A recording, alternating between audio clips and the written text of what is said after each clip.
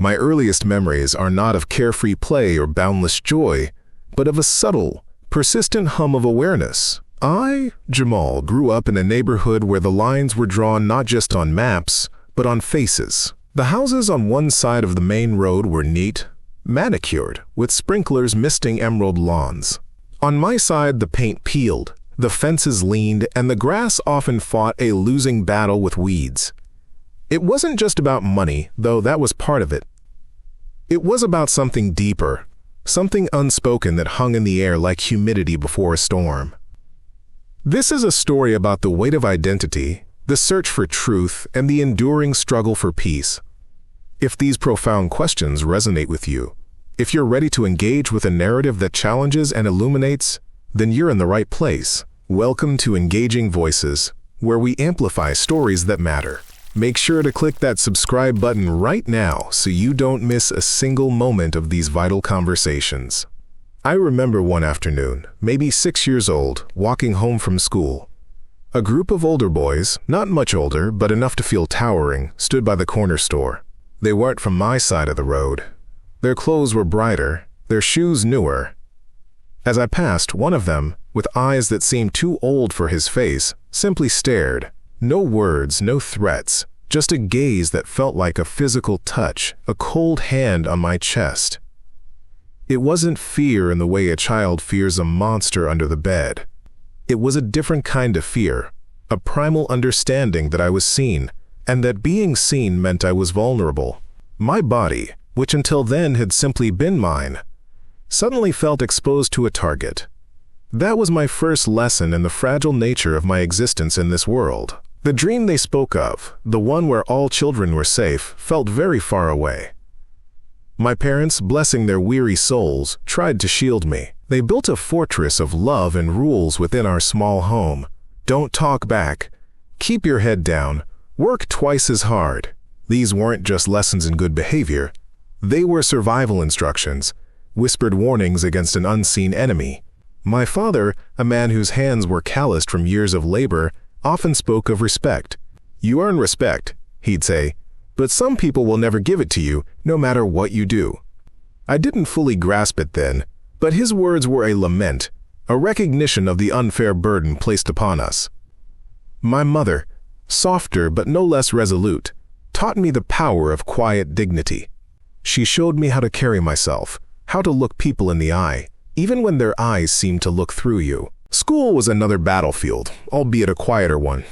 The history books spoke of grand narratives of pioneers and presidents, of a nation forged in liberty, but the faces in those books rarely looked like mine. The stories felt distant, disconnected from the vibrant, complicated tapestry of my own family's past.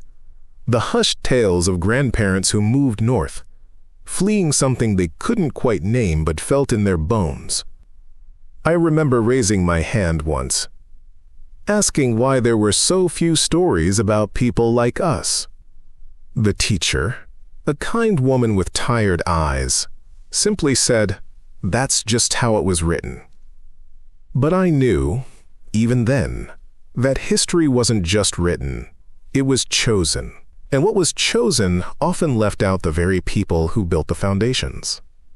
As I moved into adolescence, the subtle hum of awareness grew into a roar.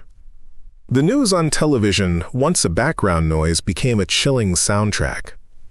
Faces like mine, bodies like mine, were constantly under scrutiny, often under attack. The stories of injustice weren't just distant headlines, they were echoes of what I saw in my own community. In the way certain cars slowed down on our street, in the way certain stores watched us more closely. The dream, the American dream, was constantly peddled.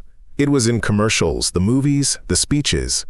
It promised prosperity, equality, a fair shot for everyone.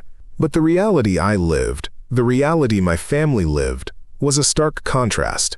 It was a reality of limited opportunities, of constant vigilance, of knowing that one wrong move, one misunderstood glance, could shatter everything. I began to see the dream as a kind of performance, a grand illusion maintained for the comfort of those who benefited from it.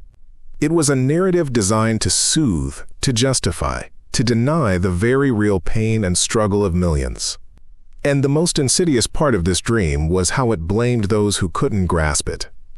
If you weren't successful, it was your fault.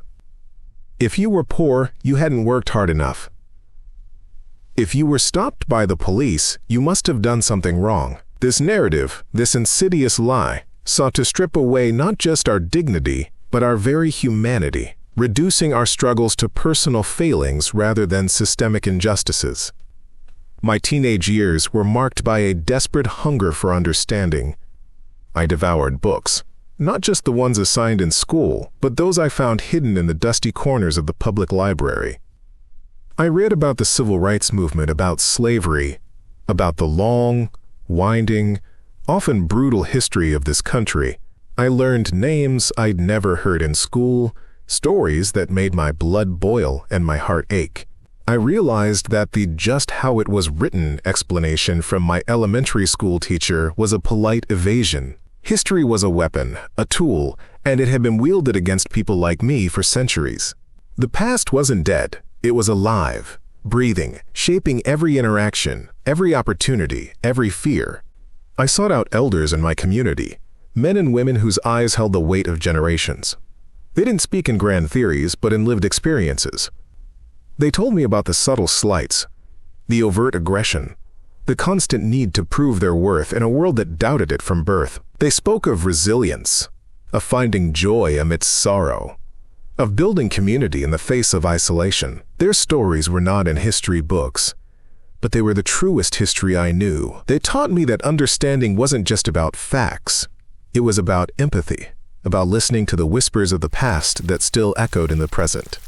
One summer, I got a job working at a local community center. It was there I met Mr. Timberlake, a retired teacher with a booming laugh and eyes that saw straight into your soul. He saw my hunger, my restless questioning. He didn't offer easy answers, but he offered guidance. He encouraged me to write, to articulate the swirling thoughts and emotions within me. Your voice, he'd say, is your most powerful tool. Use it to carve out your truth. He introduced me to different ways of thinking, to philosophers and poets who articulated the very feelings I struggled to name. He helped me understand that the dream wasn't just a lie, it was a distraction, a beautiful veil pulled over a brutal reality. And the reality was that my body, and the bodies of those who looked like me, were not truly safe, not truly free in the way the dream promised. The concept of the body became central to my understanding. It wasn't just an abstract idea. It was the physical manifestation of my existence, the site of all my experiences, joys, and pains. It was the skin that marked me, the hair that coiled, the features that defined me in the eyes of others. And it was this body that was constantly under threat, constantly being judged, constantly having to prove its right to exist.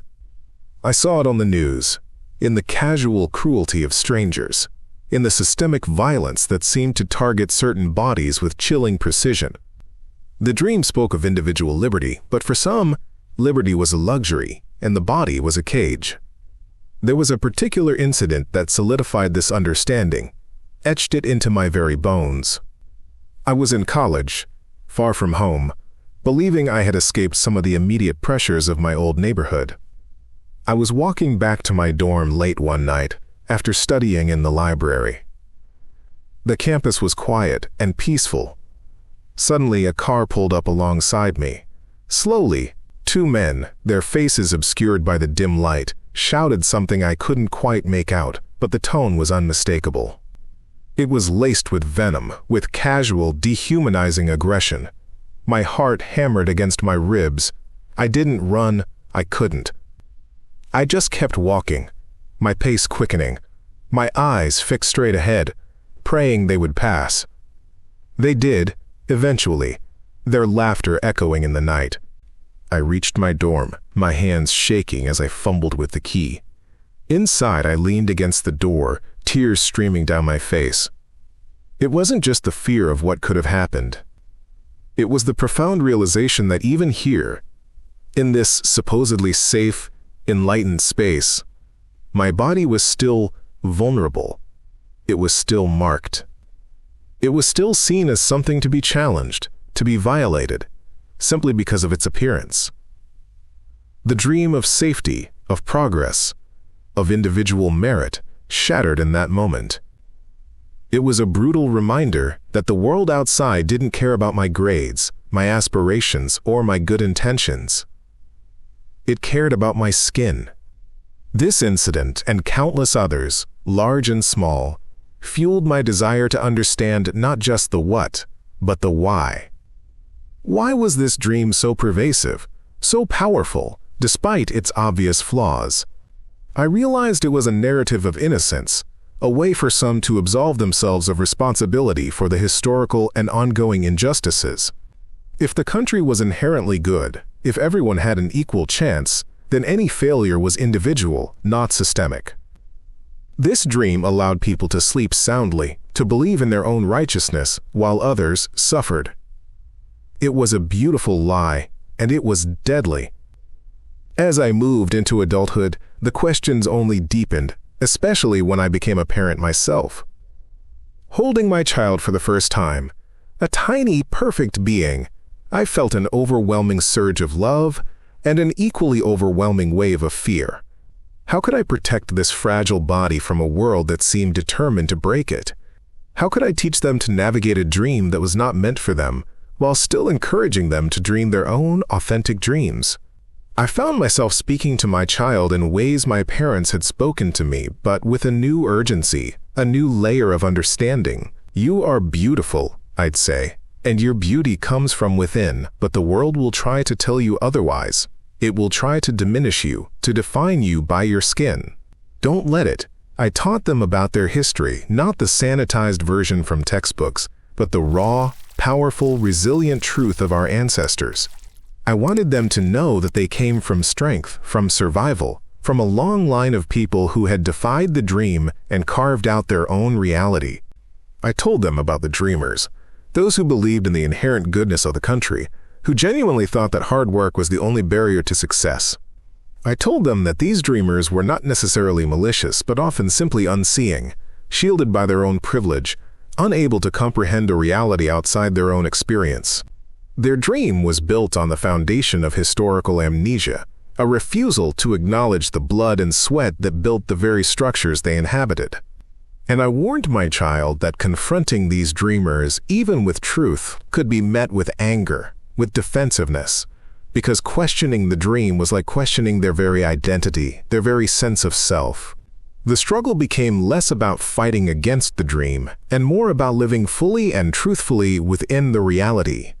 It was about finding joy in the small moments, building a community with those who understood, and resisting the constant pressure to conform to a narrative that denied our humanity.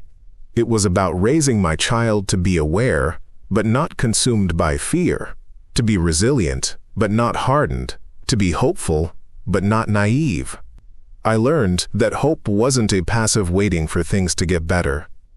Hope was an active choice, a daily commitment to justice, to truth, to building a world where bodies like ours were not just safe but celebrated. It meant speaking out, even when my voice trembled. It meant supporting those who were fighting on the front lines. It meant educating myself and others, dismantling the myths, brick by painful brick. It meant understanding that the system was not broken. It was working exactly as it was designed to work for some and against others. And to change it, we had to understand its design. This journey of understanding is ongoing. There are days when the weight of it all feels unbearable, when the news brings fresh wounds, when the dream seems more entrenched than ever. But then I look at my child, their eyes bright with curiosity, their spirit unbroken, and I remember why I continue this work. I remember the ancestors who endured unimaginable hardships, who resisted in countless ways, who passed down the torch of resilience. I remember the community that surrounds me, the shared laughter, the collective strength. The narrative of this country is complex, woven with threads of both beauty and brutality. But beauty, the true beauty, lies not in the manufactured dream, but in the raw, honest, unwavering spirit of those who have always seen reality, who have always fought for a more just world, not just for themselves, but for all. It is in the quiet acts of resistance, the loud declarations of truth, the persistent demand for dignity. It is in the refusal to let the dream erase our stories, our pain, our joy, our very existence. This is not a story with a neat ending, a tidy resolution. It is a continuous unfolding, constant learning, a perpetual struggle, but it is a struggle worth undertaking for the sake of our bodies, for the sake of our children, for the sake of a future where the dream is not just a comforting lie, but a living, breathing reality for every single person. Thank you for joining me on this deeply personal journey. If this narrative resonated with you, if it sparked something within you, please let me know in the comments below. Your thoughts, your experiences, your own understanding of this complex world are invaluable. And if you want to continue exploring these vital conversations, if you want to be part of a community that seeks truth and amplifies engaging voices, then please take a moment to subscribe to Engaging Voices, hit that like button, and turn on notifications so you don't miss any of our future videos.